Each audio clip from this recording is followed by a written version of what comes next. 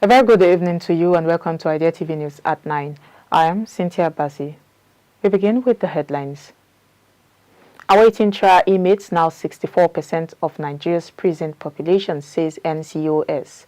Kenya preacher charged over 52 more court deaths. In Cambridge Museum to return 116 Benin bronzes to Nigeria.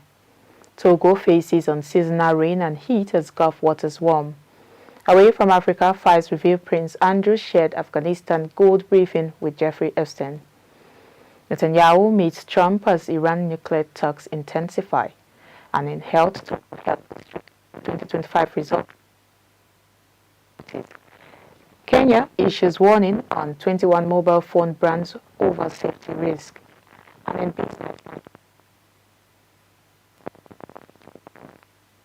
in business, 22,000 farmers to access interest-free loans under FARMERMONI program. In sports, FALCONETS eye World Cup sports despite injury blow. And so in sports, RASHFORD out as Barcelona face injury crisis ahead of COPA semi-final. And now, the news in full. Correctional Service awaiting trial inmates now account for 64% of Nigeria's custodial population.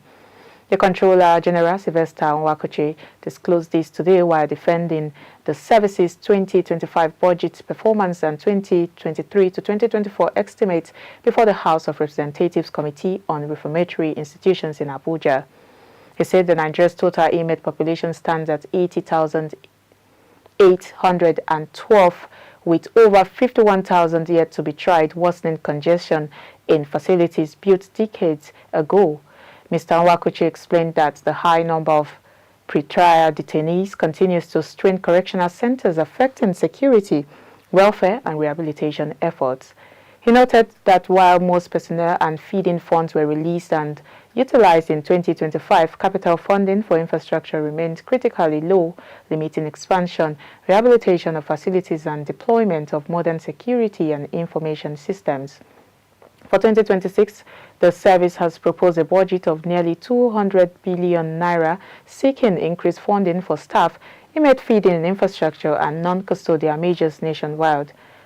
Lawmakers at the hearing called for urgent reforms, improved funding, and presidential assent to the Correctional Service Trust Fund bill, warning that without decisive action, congestion and security challenges across correctional facilities will persist.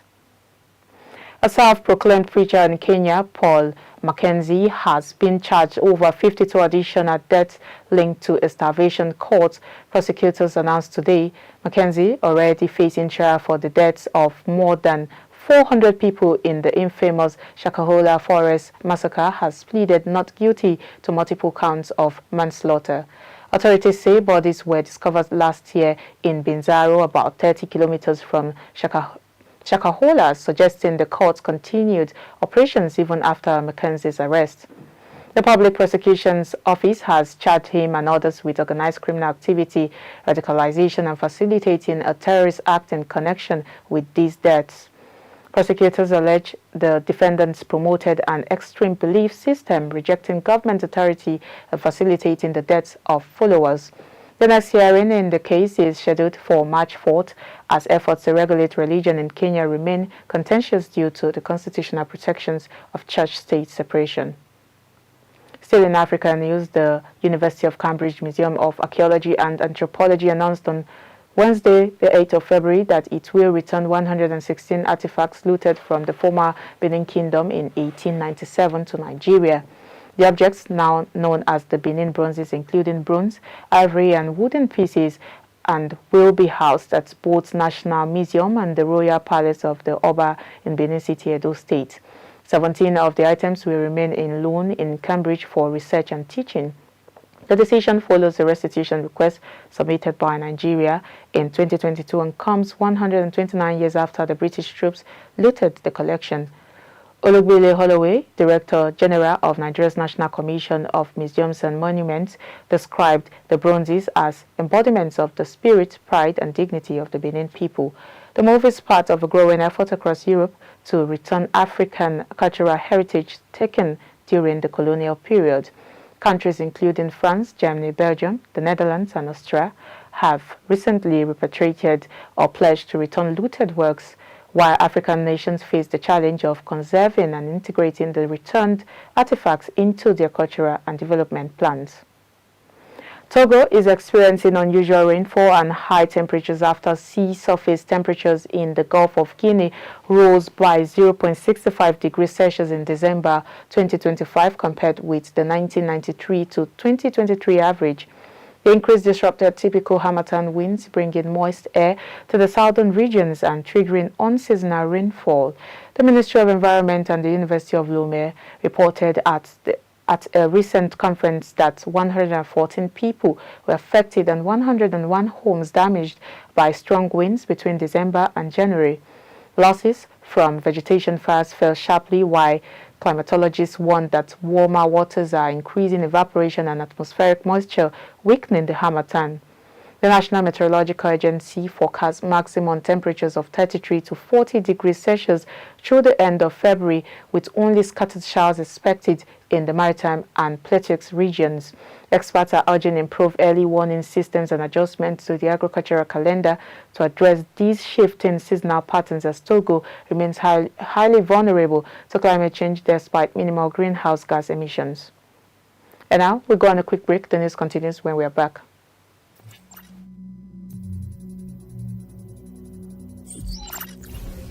Quantum computing. Quantum computing is still in its infancy, but has the potential to revolutionize industries that require massive computational power. Unlike traditional computers, quantum computers use quantum bits, or qubits, which can process a vast number of possibilities simultaneously. This makes quantum computing particularly valuable for solving complex problems in drug discovery, cryptography, and optimization. However, the technology is still experimental, and practical applications are limited by issues like error rates and stability. Despite this, quantum computing is attracting massive investments from companies like Google and IBM, and the market could reach $64.98 billion by 2030.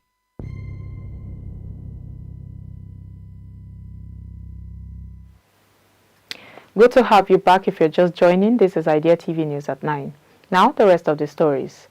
Away from Africa, a document sent by Prince Andrew to convicted financier Jeffrey Epstein included details on investment opportunities in gold and uranium in Helmand province, Afghanistan.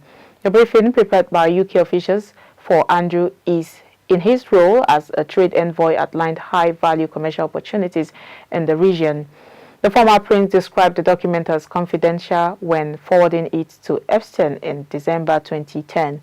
The briefing was compiled by the provincial reconstruction team in Helmand, providing an assessment of the local economy and mineral resources, including marble, gold, iridium, uranium, and thorium, as well as potential oil and gas deposits.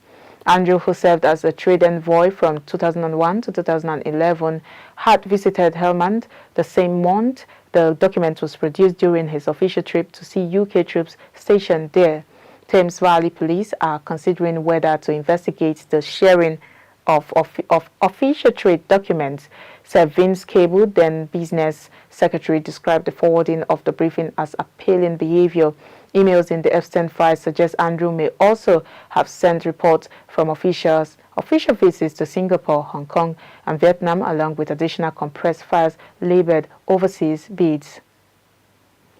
Still away from Africa, Israeli Prime Minister Benjamin Netanyahu is in Washington today for talks with President Donald Trump as negotiations over Iran's nuclear program reached a critical stage. Netanyahu is expected to press for a deal that not only halts uranium enrichment but also limits Iran's ballistic missile program and its support for proxy groups like Hamas and Hezbollah. Netanyahu met Trump's special envoy Steve Witkoff and son-in-law Jared Kushner yesterday, who briefed him on the first round of talks with Iran last Friday. Meanwhile, Iranian President Masoud Pezeshkian reiterated that Tehran is ready for dialogue but will not yield to excessive demands, insisting that Iran does not seek nuclear weapons. The visit comes as the United States increases its military presence in the Middle East. President Trump has warned of strikes if Iran fails to curb its nuclear ambitions and stop the killing of protesters. Analysts say Israel is pushing to ensure any deal addresses Iran's missile capabilities and regional influence, amid concerns that the United States may prioritize a quick agreement over strict terms. Now in health news, health districts across Togo are holding a 4-day performance review to assess progress in 2025 and adjust priorities for 2026 under the National Health Development Plan. The exercise focuses on vaccination coverage, maternal and child health, and access to care. District healthcare officials, including Prefectural Health Director Midokpo Mesan Wogbomamese, say the review examines activities in health facilities, identifies challenges and guides planning for the coming year. Reported gains including an increase in fourth prenatal consultation coverage to 45% and full provision of integrated care for non-communicable diseases. The discussions also cover infrastructure investment at community health centers and persistent concerns such as neonatal mortality and antibiotic resistance. Similar reviews are underway in districts including Basmono, Ave, and Keve, where the process is linked to preparing the 2026 Operational Action Plan as authorities aim to improve efficiency, equity, and service quality nationwide. Still in Africa, Kenya's Communications Authority has warned consumers against using 21 mobile phone brands that fail to meet national safety standards. The regulator said these devices do not have the mandatory type approval certification, which ensures phones comply with health, safety, and network standards. The authority flags that uncertified phones can pose health risks due to electromagnetic emissions and may interfere with mobile network quality. The warning follows a rise in mobile phone connections in Kenya, with 75 million devices active on networks in the third quarter of 2025, up from 67.7 million the previous year. Officials urge users to verify that their devices are approved before purchase or use. Market surveillance continues to identify phones that may endanger consumers or disrupt network services. In business news now, Nigeria's total capital importation has surged to $21 billion in the first 10 months of 2025, up from around $12 billion in 2024 and less than $4 billion in 2023. The announcement was made today by the Minister of Industry, Trade and Investment, Dr. Jumoke Oduwole, during a budget, performance and defense session before the House Committee on Commerce, chaired by Honorable Ahmed Munir.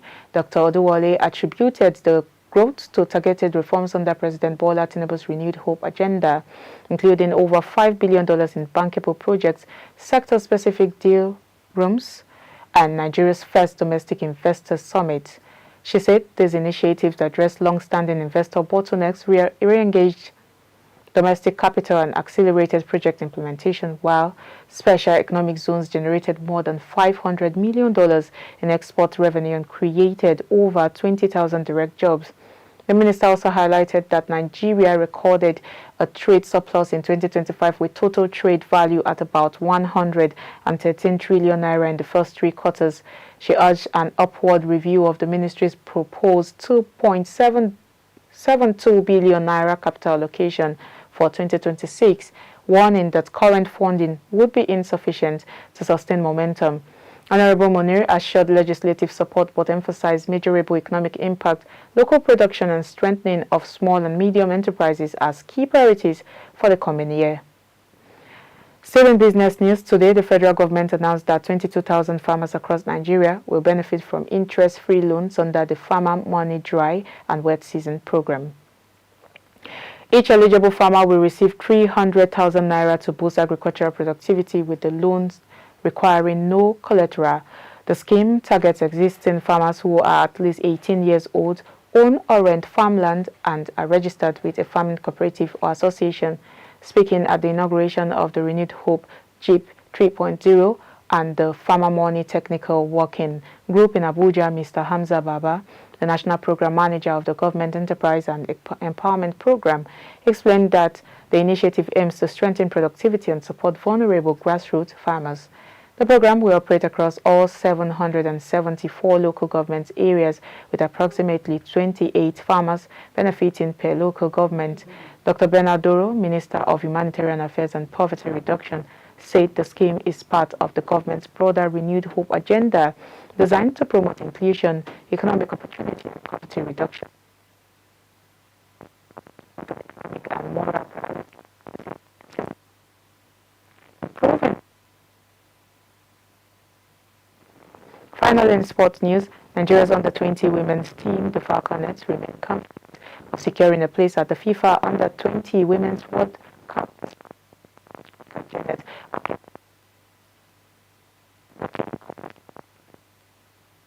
From the first leg against host Senegal, courtesy of a second-half goal from Kindness Ifeanyi.